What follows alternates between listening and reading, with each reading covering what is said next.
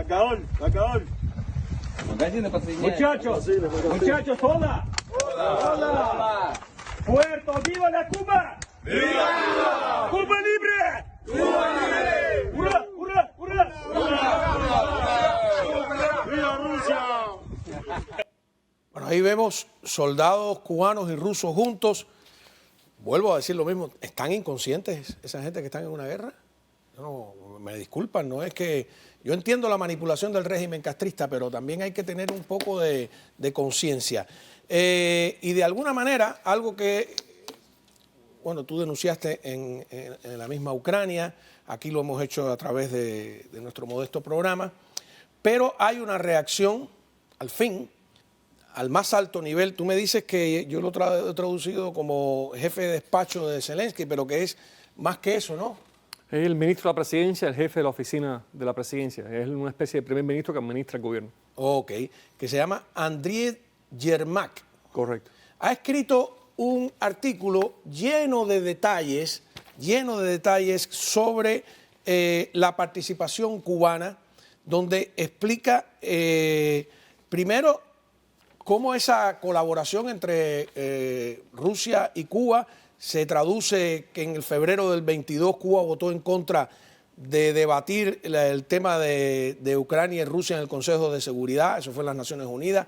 En septiembre del 22 votó en contra de que Zelensky, eso lo habíamos denunciado aquí, hablara vía satélite a la Asamblea General. En octubre del 22 se abstuvo de votar para condenar la anexión de territorios rusos, más todas las visitas permanentes, los tratados de inteligencia militares, etcétera, que han hecho. Pero tenemos una gráfica que me parece la clave del documento para que Orlando me lo comente. Dice, nadie que conozca los estrechos controles del Estado policial cubano creería que cientos de hombres pudiesen ser trasladados a Rusia sin que el régimen lo notara o participara en la empresa. Contundente.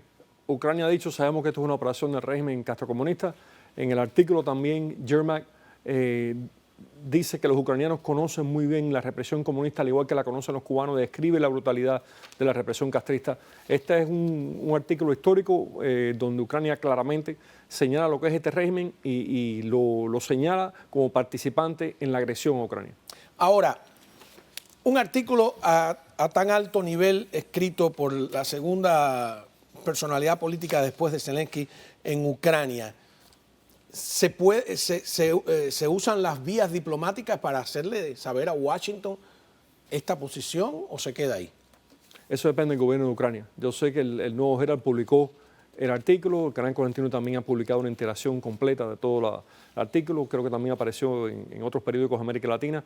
Es un claro ¿Pero veredicto. la prensa en inglés?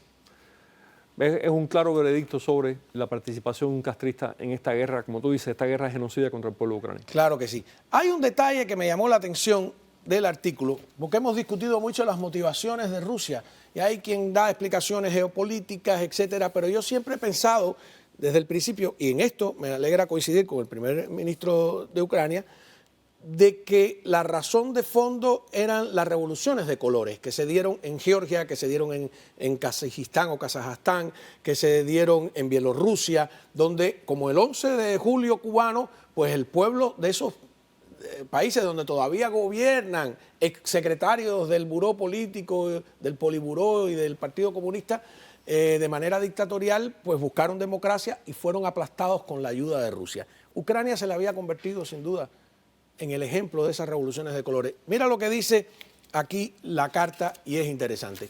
La reunión entre Raúl Castro y Patrushev se centró en las amenazas de Occidente y la cooperación para contrarrestar las revoluciones de colores en Cuba y Europa.